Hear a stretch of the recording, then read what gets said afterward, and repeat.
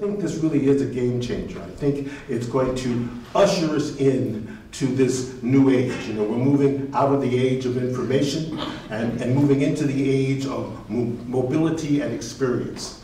And I think we're going to start to have a very interesting experience with that. The biggest things that I really think that come out of blockchain is digital assets, what digitizing an asset really means, and smart contracts. Because by doing those two things, you have distributed access and automated governance.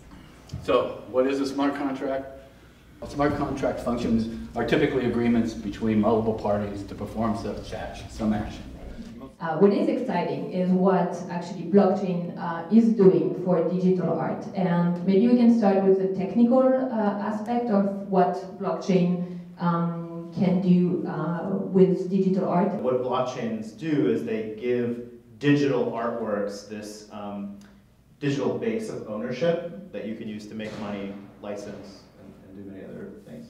There's now an incentive for someone who you don't have to sell your art to directly, the platform that you're selling on. It's so hard to get somebody to download a digital wallet. It's so hard to get somebody to actually understand how exactly they're going to get the art or where they're going to see it. It's hard to even know exactly where to look at the art. The big paradox with blockchain art is that everyone thinks it's harder to buy.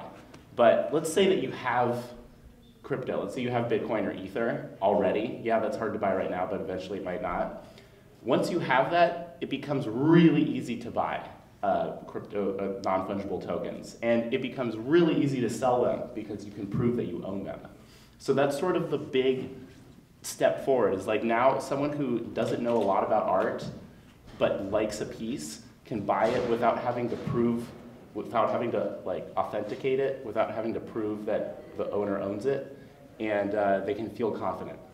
What we will start to see over the next couple of years, and we are working on projects, like this, my company and I are working on projects that involve AI and blockchain, is that smart contracts will start to evolve and become AI agents, right? They will become economic agents. So you're sitting and you're running a bot, and that bot is transacting and transferring information or value and using the blockchain as that information plane, right, or the system of record. So how do we take this great technology that we have here where we can get artists the payments they deserve, get artists the payments they deserve, get businesses like mine the payments and the risks that we're taking? The underlying fabric of that is a legal agreement. Everybody here has technically used a smart contract. If you have an app on your phone and you click to terms of service, in that terms of service, to get into that app, that is technically, you know, a little gray area, smart contract, a way of getting that company paid. So why don't we go ahead and get started? So I'd just like each of you guys just to talk a little bit about who you are, what you're up to, your firm, you know, and any perspective you want to give the audience on media, blockchain, smart contracts. As artists and creators on a monthly basis to have recurring revenue, to be supported by their community directly. All these things, you know, I've heard people say, well, who cares about blockchain? I already have seen Kickstarter, they don't use blockchain. They're a crowdfunding site, or, you know, there's Republic, there's lots of different ones that use technology and they don't need blockchain to do it. And that's true, but what's exciting to me, I think, about the opportunity to put things into smart contracts and actually use blockchain is beyond doing the same old things, which is securitizing something, breaking it into pieces, making it available. That's great, that's very interesting, and it creates a lot of financial inclusivity that wasn't there prior. Most legal systems have concepts around people who become unable to fulfill their commitments. Generally speaking, we call that bankruptcy.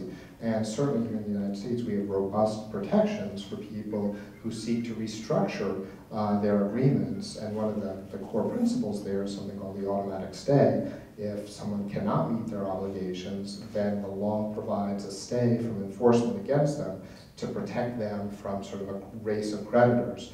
How smart contracts address that is, you know, an important factor. You can't have a self-executing contract that keeps, for example, taking collateral if an automatic stay would otherwise apply. One of the things that I noticed, you know, during my time working for the corporate firm was that a lot of our clients were hoarding Bitcoin because of something called a ransomware attack, where their entire you know, databases would be encrypted, and they'd basically be held hostage.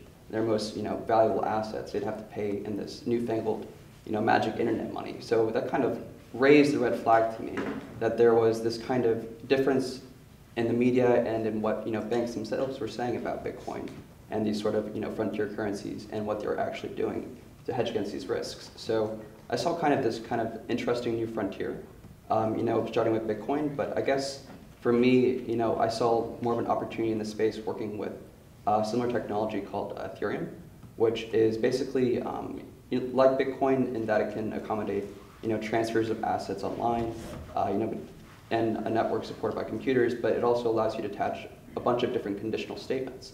Part of the opportunity now that you have using smart contracts and blockchain is you can split the market up in a much different way than it was before.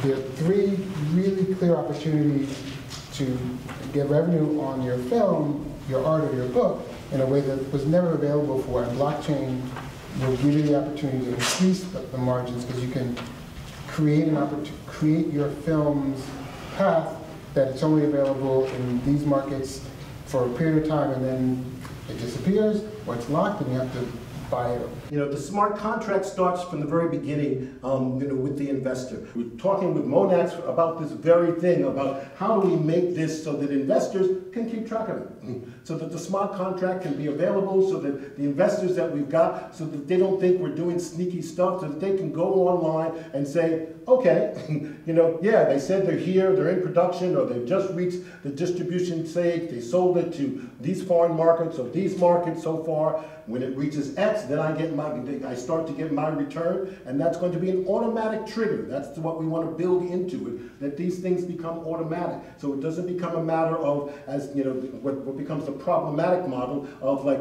well, if you hunt me down and you search me out and you find me, you happen to catch me, maybe I can give you something because maybe there was a little bit of money made, and yeah, you're right. Yeah, I'll give you something. Let me figure out what it's going to be. This would actually be, again, the idea here is looking at it in terms of transparency. In terms of you meeting up-and-coming artists and explaining to them the importance of blockchain or how does it fit into the system, how have you had to restructure or think about your services that your law firm provides? The real reason blockchain has value to some artists is because they create a marketplace between the artists, or they can create a marketplace, simple transaction between the artist and their fans. In terms of blockchain being able to solve that, that's really a problem that, yeah, if we come up with some sort of technology, then you got to deal with the volume. It has to be able to deal with the volume of music that's being created, and then the ability to figure out who are the rights holders. Yeah. So, which are sometimes not even the artist themselves. It's somebody wrote the lyrics, 5 people wrote the lyrics, 7 people did the music. It's just kind of a mind-boggling task. I mean, someone's gonna have to be able to solve that, but it's really intimidating when you really think about it. And that's just at day one, guys. That's when before the song is even released. That's right. How many times it changes hands, and how many more owners you have by the time it gets released versus 20 years down the line? It's unbelievable how many people can be involved in the income from one single composition. That's only a portion of it. Let's say everyone decide on your splits and your song gets released. And then I'll jump out the woodwork and say, hey, I want 10% of that. Right. And what happens? Because I'm in like 10 of those situations right now where someone's jumping in on my records and where a song of us got released, I just licensed last week.